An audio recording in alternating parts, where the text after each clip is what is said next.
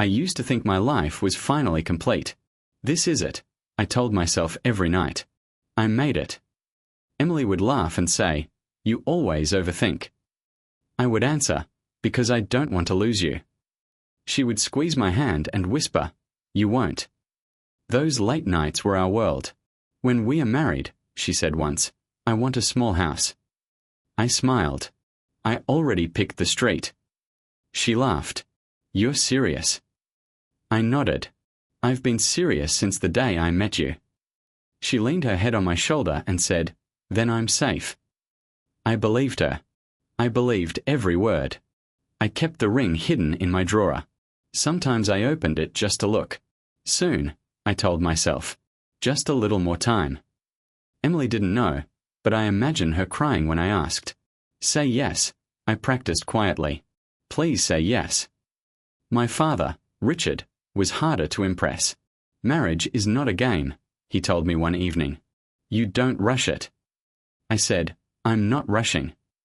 He looked at me for a long moment and replied, "Your mother rushed. Then she died." His words always landed heavy. I stayed quiet, like I always did. When I finally said, "I want you to meet Emily properly," he nodded. "Bring her this weekend." I felt proud. "He'll like you," I told her. Emily smiled, but it didn't reach her eyes. "Your father scares me a little," she said. I laughed. "He scares everyone." The dinner was calm, almost too calm. Richard asked, "What do you do?" Emily answered politely, "I work in marketing." He nodded. "Ambition is good." She smiled again, softer this time. I noticed how carefully she listened to him. I told myself it was respect. After that, things changed in small ways. Emily would check her phone and say, "It's nothing." I asked, "Who keeps calling?" She replied, "Work." When I said, "You're smiling," she answered, "Am I not allowed to smile?" One night I said, "You feel distant." She sighed, "I'm just tired." I reached for her hand. She pulled back and said, "Not tonight." I told myself couples go through phases. "I trust you," I said. She looked at me and whispered, "I know." Richard started asking about her more. "How is Emily?" he said casually. I answered, "She's fine." He nodded. "She's intelligent." I felt proud again. I chose well, I thought. A week later, Emily cancelled our date. "I need time," she said over the phone. I laughed nervously. "Time for what?" She paused. "Just time." I asked, "Did I do something wrong?" She said quickly, "No, never." When the call ended, the room felt too quiet. I stared at the ring in my hand. "Time," I repeated. My chest felt tight, like something was pressing from the inside. I told myself it was nothing. I tried calling her back. "Emily," I said when she answered, "talk to me." She replied, "I can't right now." I asked, "Where are you?" She said, "Out." I said, "With who?" Silence followed. Then she whispered, "Please don't do this." My voice shook. "Do what?" She answered, "Ask questions." The line went dead. I went to the living room where my father sat reading. "You look pale," Richard said. I forced a smile. "Just tired." He lowered the paper. "Problems with Emily." I hesitated. "No," he stuttered me and said, "If there are, handle them like a man." I nodded, but my hands were cold. Later that night, Emily texted, "I need space." I typed, "I'm here." She didn't reply. I typed again, "I love you." Minutes passed. No answer. I placed the phone face down and whispered, "This isn't real." In bed, memories played loudly. Her laugh. Her promises.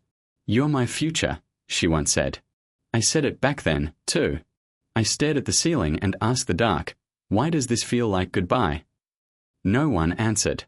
Before sleeping, I opened the drawer one last time. I held the ring and said out loud, "I'm ready." My voice cracked. I closed the drawer slowly, like I was locking something away. I slept badly, unaware that tomorrow would tear apart everything I believed forever. The message arrived at noon. I remember because I was smiling when my phone buzzed. I expected Emily. Instead, I saw an invitation link. I laughed and said out loud, "Who's getting married?"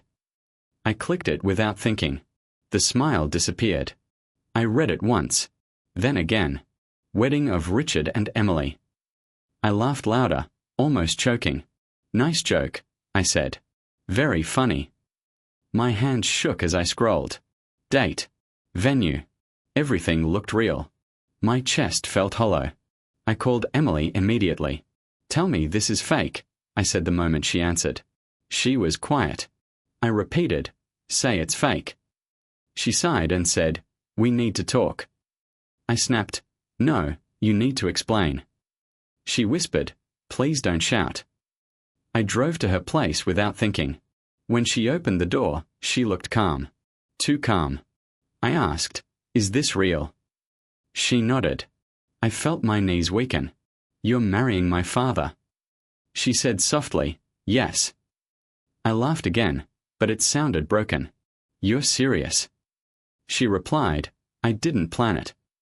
I stepped closer. "Then how did it happen?" She looked away and said, "I felt alone." I said, "I was working for us." She answered, "You were never there." My voice rose. "I was building our future." She shook her head. "I needed someone now." I asked, "So you chose him?" She swallowed. "He understood me."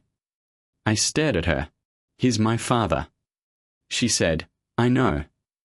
I asked, "Did you love me?" She paused. That pause hurt more than her words.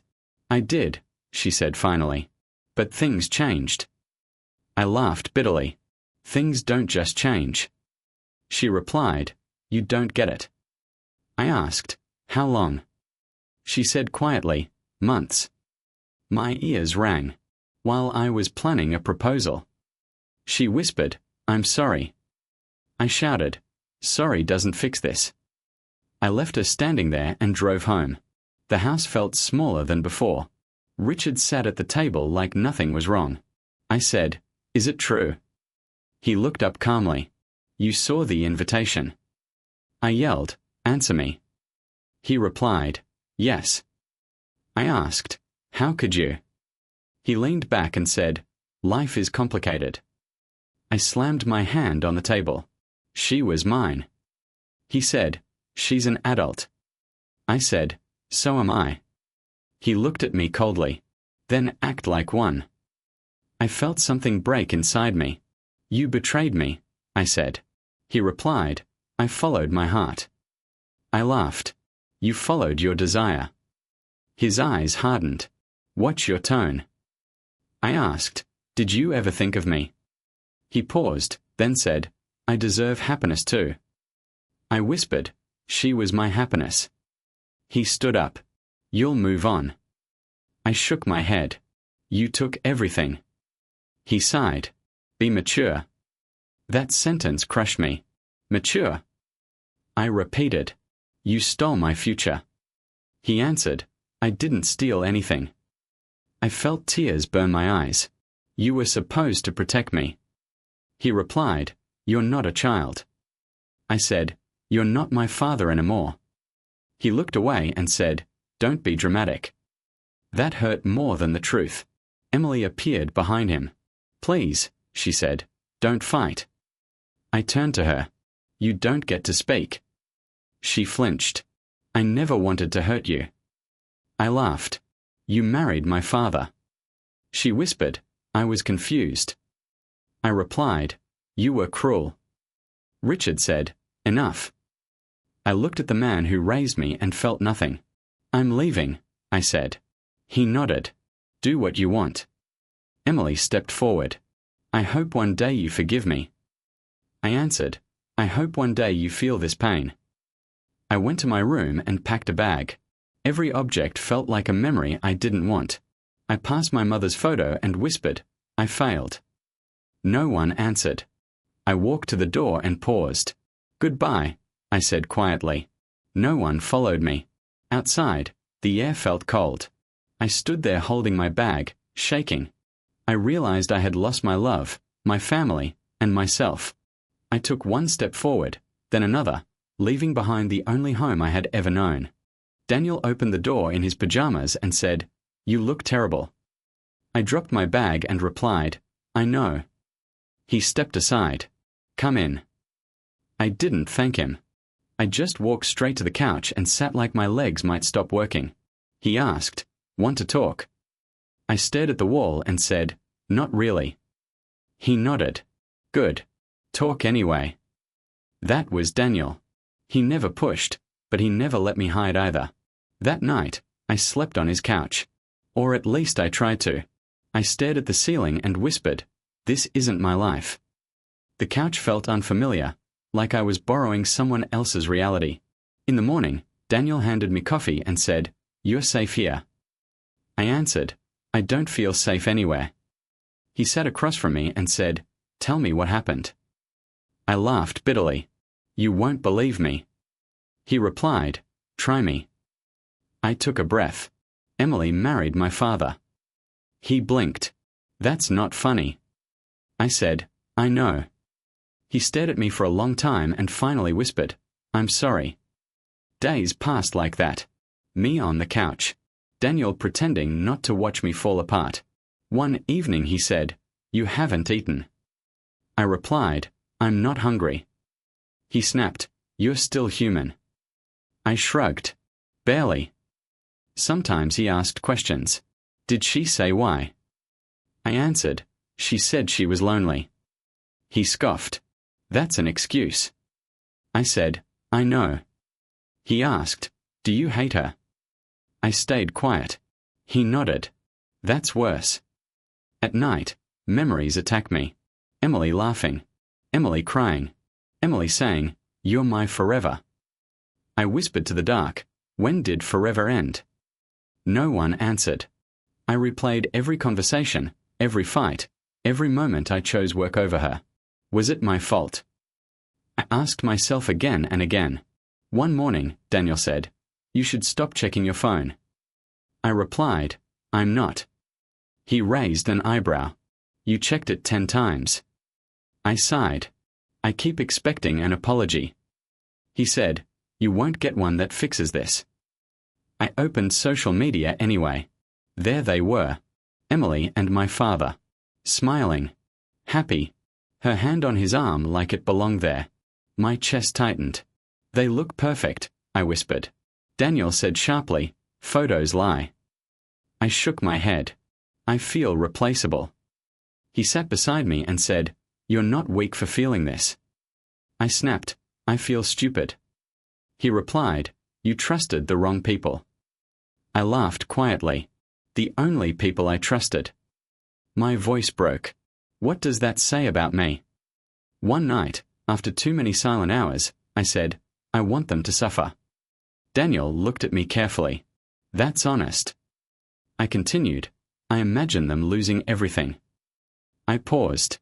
"Then I feel ashamed." He asked, "What do you really want?" I whispered, "I want the pain to stop." Daniel leaned back and said, "Revenge won't fix you." I replied, "I know." He added, "But pretending you don't want it won't either." I nodded slowly. "I'm angry." He said, "You're allowed to be." Another message popped up. A photo from a family friend. Emily wearing white. My father beside her. The caption read, "Beautiful couple." I threw my phone across the room. "They erased me," I said. Daniel replied quietly, "No. They exposed themselves." I stood up and paced. "I don't know who I am anymore." He answered, "You're someone who survived something cruel." I laughed. "I don't feel like a survivor." He said, "Survival starts ugly." That night, I sat on the couch and whispered, "I lost everything." Daniel replied from the kitchen, "You lost people who didn't deserve you." I closed my eyes. "That doesn't make it easier." He said, "Nothing will. Not yet." I lay there listening to the city outside and thought, this is my lowest point. I admitted it out loud. I'm broken. Daniel replied, "Then this is where rebuilding begins." I didn't believe him. All I knew was that part of me wanted revenge, and another part just wanted peace. I didn't know which one would win. Daniel drove me to the station and said, "You don't have to run." I looked out the window and replied, "I do if I want to survive." He nodded. "Call me." I said, "I will." When I stepped onto the train, I didn't look back. If I did, I knew I wouldn't leave. The new city smelled unfamiliar. I stood on the sidewalk with my bag and whispered, "Start over." No one answered, but for the first time, that silence didn't scare me. I rented a tiny room and took the first job that called me back. The pay was low. The hours were long. I didn't care. On my first day, a woman looked at my resume and said, "You're late." I checked my watch. "I'm on time." She replied, "On time is late here." I nodded. Understood. She extended her hand. "I'm Laura." I shook it. "I won't disappoint you." She smirked. "Everyone says that." Laura didn't smile much. She said, "You mess up, you fix it." I replied, "Fair."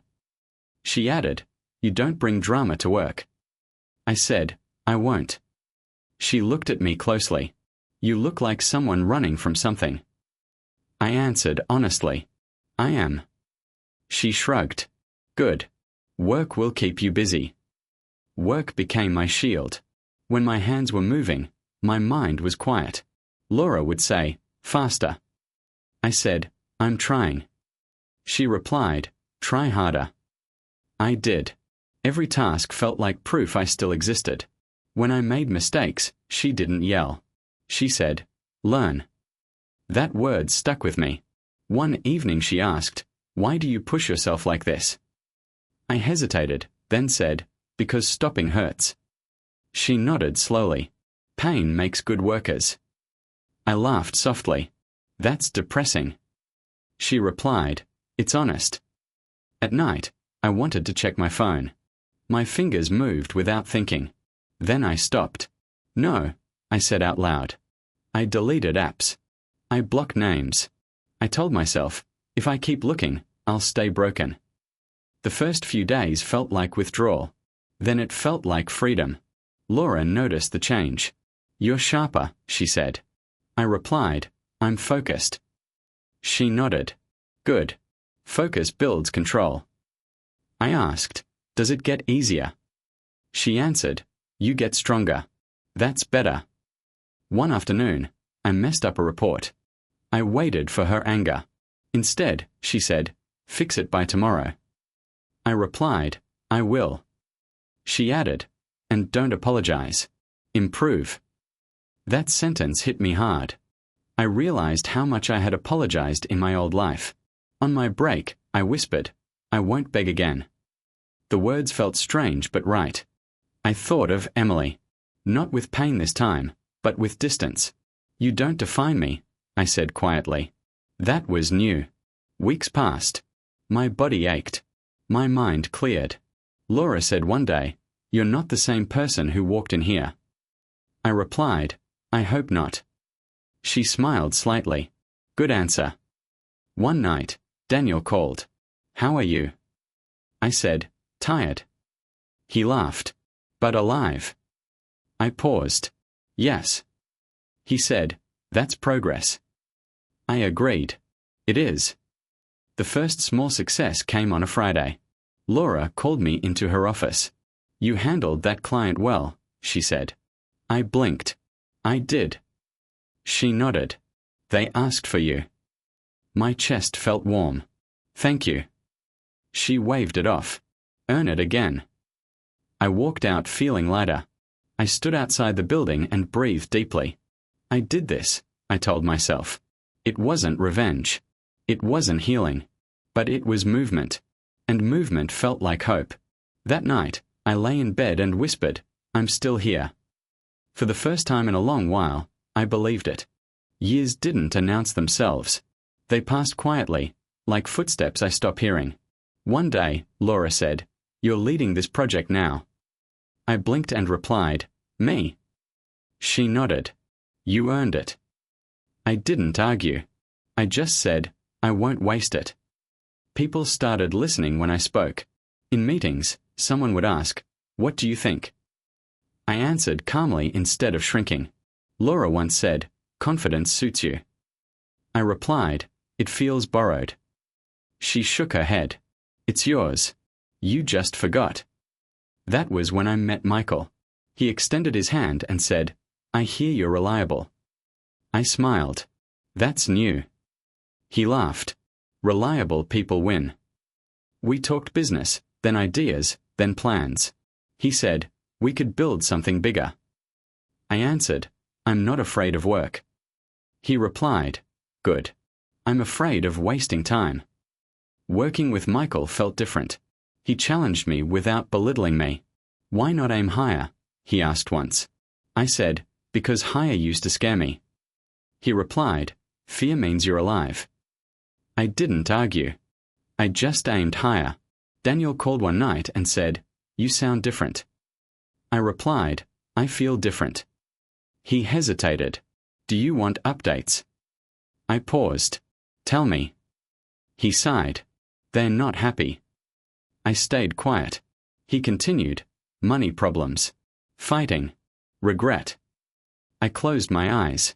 "Emily?" I asked. Daniel said, "She looks tired." I felt nothing sharp. Just distant. "My father."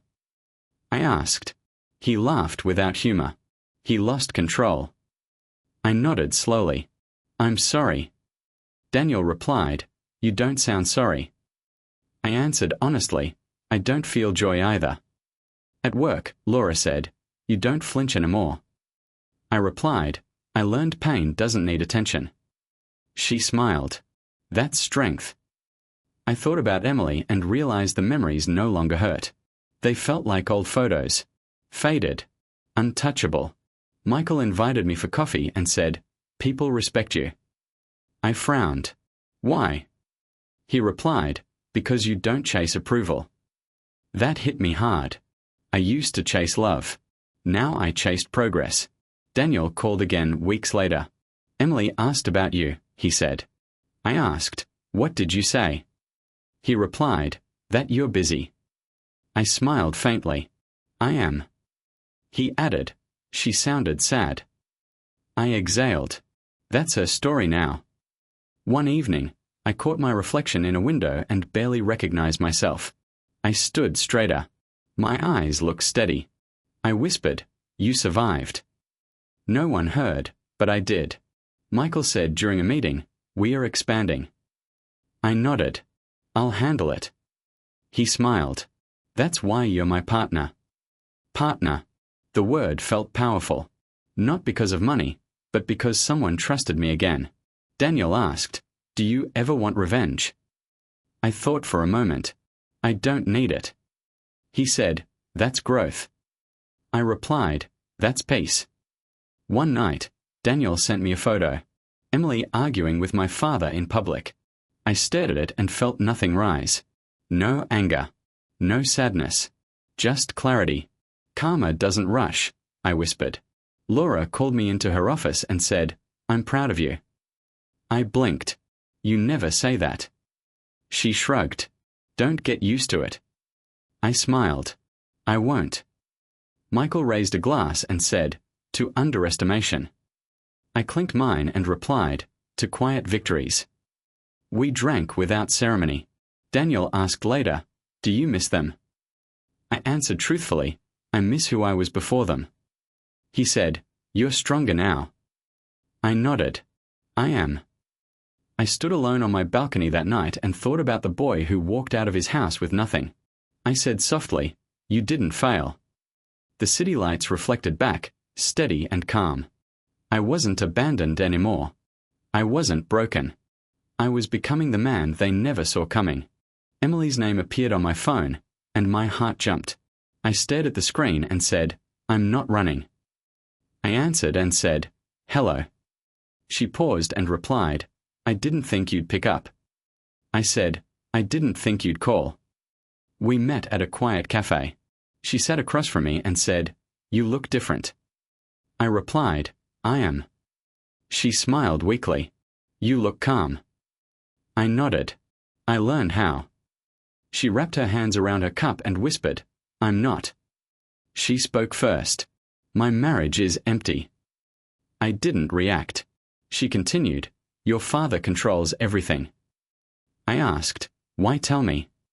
She said, "Because you knew me before." I answered, "I knew someone I believed in." She looked hurt. "Do you hate me?" I shook my head. "No," she sighed. "That hurts more." I replied, "Hate keeps people close." She asked quietly, "Are you happy?" I said, "I'm at peace." She leaned forward. "He watches my spending. My friends. My time." I listened and said, "You chose him." She whispered, "I thought I was choosing safety." I replied, "Safety without respect is a cage." She closed her eyes. "I feel trapped." She asked, "Did you ever really love me?" I didn't rush my answer. "I loved who I thought you were." Her eyes filled. "And now?" I said, "Now I see you clearly." She swallowed. "I ruined everything." I replied, "You changed everything." She reached for my hand and stopped midway. "Do you miss me?" I answered, "I miss the future I imagined." She nodded slowly. "I think about you every day." I said, "I don't." She flinched. She asked, "Can you forgive me?" I replied, "Forgiveness isn't permission." She whispered, "Then what is this?" I said, "Closure." She looked down. "I wanted you to fight for me." I answered, "I fought when it mattered." She said, "He regrets it." I asked, "Does he?" She nodded. "He says your silence scares him." I smiled faintly. "Silence is honest." She said, "I'm tired." I replied, "So was I." She stood and said, "I don't belong anywhere." I stayed seated. Belonging starts inside. She asked, "Do you see me as a villain?" I said, "I see you as a lesson." She nodded, tears falling. "That's fair." We walked outside. She said, "I thought this would hurt you." I answered, "It doesn't." She whispered, "It hurts me." I met her eyes. "That's the weight of choice." She looked away. She paused near the door and said, "You were the only one who saw me." I replied, "I saw what you showed me." She said, "I was scared of being alone." I answered, "So was I." She whispered, "You moved on so easily." I said, "I worked hard to stand up." She asked, "Do you ever think about us at night?" I replied, "Not anymore." She said, "I wish I could erase my choices." I answered, "Choices write our lives." She looked at me and said, "If I could go back, I would choose you." I shook my head. "That version of me doesn't exist." She stepped closer and said, "Say something kind." I replied, "I hope you find courage." She frowned. "That's it." I nodded. "That's enough." She wiped her face and said, "You're stronger than I remember." I answered, "I had to be." She sighed and said, "I feel small." I replied, "That feeling teaches truth." She asked, "Will you ever reach out?" I said, "No," she nodded. I needed to hear that. I answered, "Now you can stop waiting." She hesitated, then said, "I'm sorry for choosing comfort over love." I replied, "I'm sorry I confused love with sacrifice." She said, "We both paid." I answered, "Yes, but differently." She turned toward the street and said, "Take care of yourself." I replied, "I always do." She gave a sad smile and said, "Goodbye." I said, "Goodbye." I watched her leave again, breathed once, and thought, this meeting closed a door. My phone stayed silent. My heart stayed steady. I walked away knowing control belonged to me now. I watched her walk away and felt nothing break inside me. I said quietly, "I don't need revenge." The truth settled gently. The pain she gave me now lived with her. I turned around, steady and free, and felt victory without cruelty. My phone rang late at night. I almost didn't answer. Then I saw his name. I said, "Hello." His voice sounded thin. "It's me." I replied, "I know." He cleared his throat. "Can we meet?" I paused. "Why?" He said quietly, "I'm not well." We met at the old house. He looked smaller. I said, "You don't look strong." He smiled weakly. "Neither do my decisions." I stayed standing. "What do you want?" He gestured to the chair. "Sit." I shook my head. "Say what you need to say." He sighed. "I made mistakes." I replied, "You destroyed trust." He nodded. "I didn't think it would cost this much." I said, "It cost me everything." He rubbed his hands. "I thought you'd recover faster." I laughed softly. "You never watched me fall." He said, "Emily was lonely." I raised my hand. "Don't explain her." He swallowed. "I never meant to hurt you." I asked, "Then why did you?" He paused. "I was selfish." I nodded. "That's the first honest thing you've said." He tried to stand and winced. "Age catches up." I replied, "So do choices." He looked at me. "I regret it."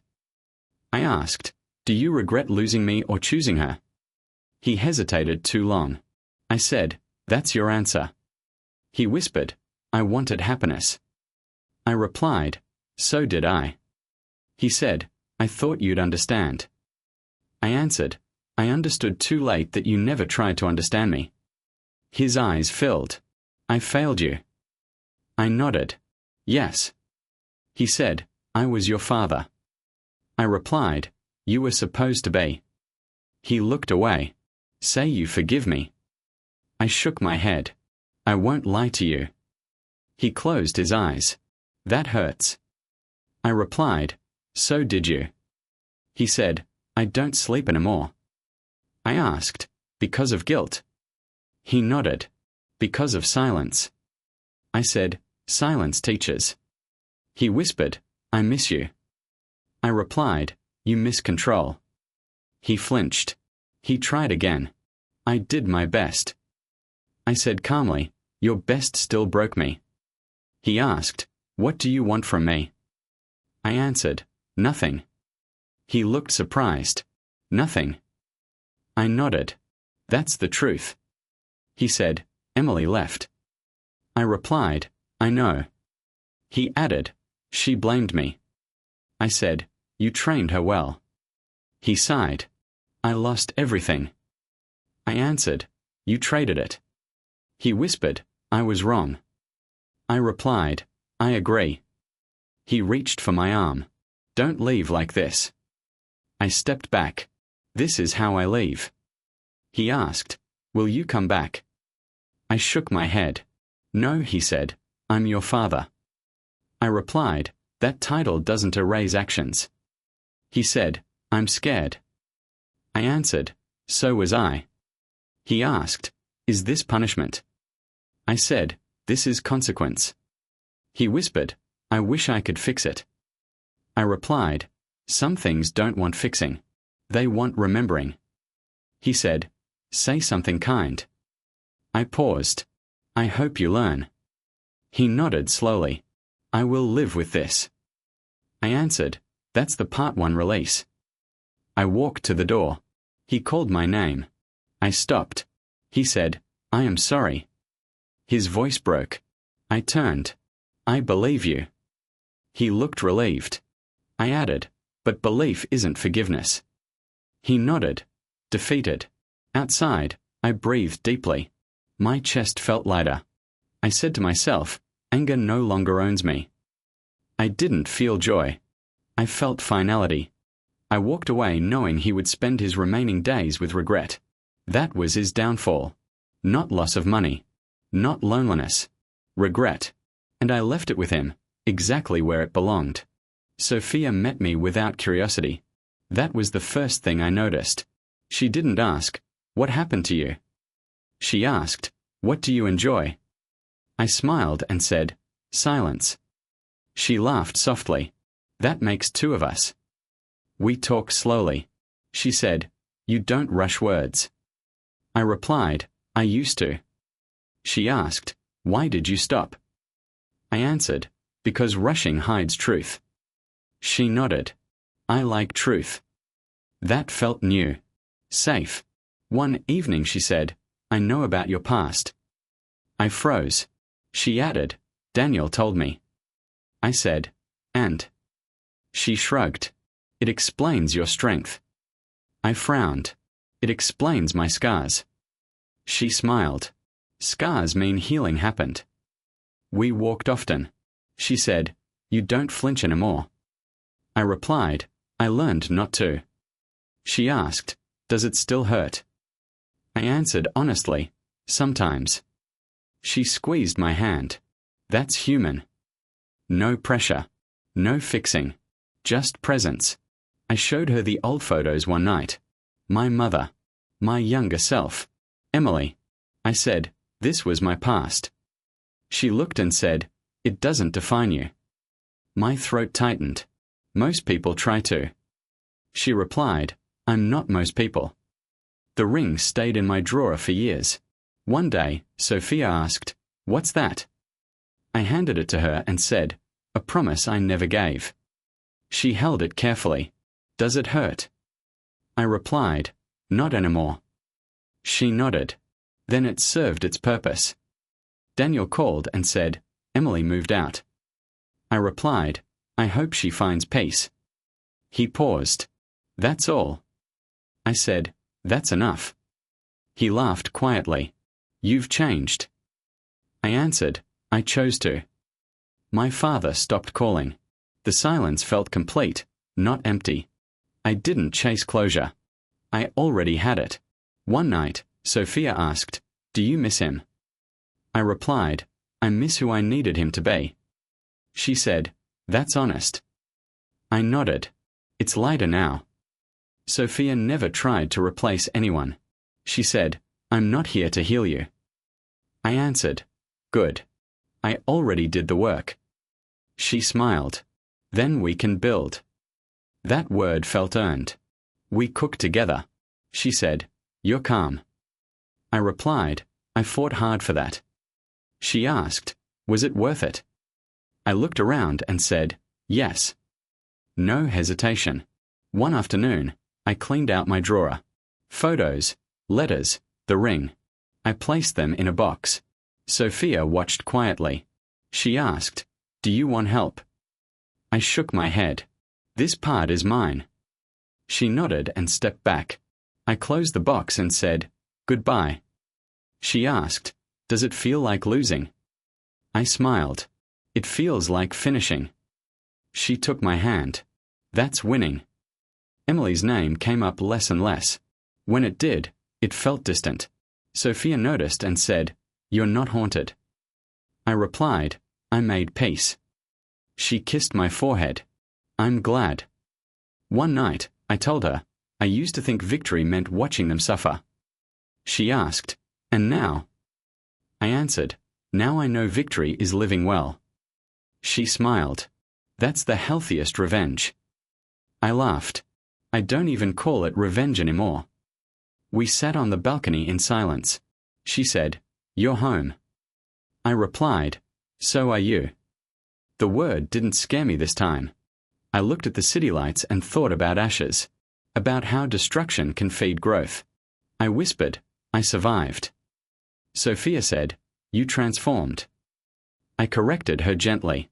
Ich chose myself. The past no longer knocked. The doors were closed, not locked. I didn't need walls. I had boundaries. I didn't need validation. I had peace. Winning didn't require cruelty. It required courage. I leaned back, breathed deeply, and lived the life I built from ashes. I stand in my living room, hands in my pockets, and say quietly, this is mine. The city stretches below, lights like scattered promises. I don't need applause. I don't need validation. I survived, and that's enough. Daniel calls from across the line. You look different. I reply, I feel different. He laughs softly. Different good or different scary? I answer, different free. He asks, do you ever think about them? I say, Not like I used to. He presses, Emily. I pause, then reply calmly, she's living the consequences of her choices. He says, that sounds like satisfaction. I shake my head. It's just truth. My father's name comes up. Daniel hesitates. Richard. I nod. He has what he earned, regret. He sighs. You don't hate him. I answer honestly, hate keeps people alive in pain. I'm already alive. I look around my apartment. Sophia sits near the window, reading. I say, I never thought peace would feel like this. She looks up and smiles. It suits you. I reply, it's earned. Years ago, I thought justice meant retaliation. I thought I had to make them feel my pain to feel whole. I whisper, I was wrong. I realize now that justice was quiet, invisible, and stronger than vengeance. It was my life, rebuilt. Michael calls with news of a big project. We did it, he says. I reply, we did. He adds, people respect you. I smile. Respect isn't a weapon, it's stability. He laughs. You've learned well. Sophia reaches for my hand. Do you ever regret leaving everything behind? I answer, no. Leaving was the start. Staying broken would have been regret. She nods. And now? I say, now I own myself. Daniel texts me a picture. Emily arguing with a stranger on the street. I stare at it for a moment and say, her choices. Her chaos. Daniel writes back, does it feel good? I type, it doesn't matter. Justice doesn't need my hand. I walk to the balcony and say out loud, the boy who lost everything is gone. The man who stands here is untouchable. Sophia joins me silently. I continue, you don't need to destroy someone to win. You need to build yourself so well that nothing shakes you. The old ring still sits in the drawer. I open it, glance at it, and whisper, you were a symbol of something I no longer need. I close it carefully. The past is not erased, but it no longer controls me. I remember late nights on Daniel's couch, the endless replay of Emily's laughter, my father's cold words. I say softly, I survived the worst betrayal. I became stronger because of it, not in spite of it. Michael joins me later for a celebratory toast. He says, to untouchable victories. I reply, to peace that doesn't need blood. We clink glasses. Daniel calls again. You sound like a different person. I laugh. I feel like one. He says, and Emily? I answer, she's still learning. So is he. I pause. I let karma take care of itself. Sophia squeezes my hand. You're happy. I nod. Not because they suffer, but because I thrive. She smiles. That's better than revenge. I whisper, it's stronger. I walk through my apartment, touch the furniture, the books, the plants. Every piece tells a story of rebuilding. I say, every step I took away from betrayal brought me here. Every choice I made for myself built this life. I look at the city again, breathing slowly. Justice isn't a shout or a strike. Justice is living fully, freely, and untouchably. That's what I've done. That's what I wanted all along. The past exists only as memory, not shackles. I whisper, I survived the heartbreak, the betrayal, the manipulation. I survived myself in the worst times. Sophia leans against me, quiet and steady. I speak directly to the silence around me, to anyone who has felt abandoned. Sometimes the best revenge isn't hurting others. It's becoming untouchable. It's taking your life, your peace, and your joy, and refusing to let anyone take it again. I stand on the balcony, hands in pockets, watching the light shimmer. This is my justice. Without blood, without malice, without bitterness. Just me, standing, living, thriving. I breathe in deeply and say softly, I survived. I am stronger. And I am free. The city hums below, but up here, everything is still. Perfectly still. My life belongs to me. My peace belongs to me. My victory is mine, and it needs no witness.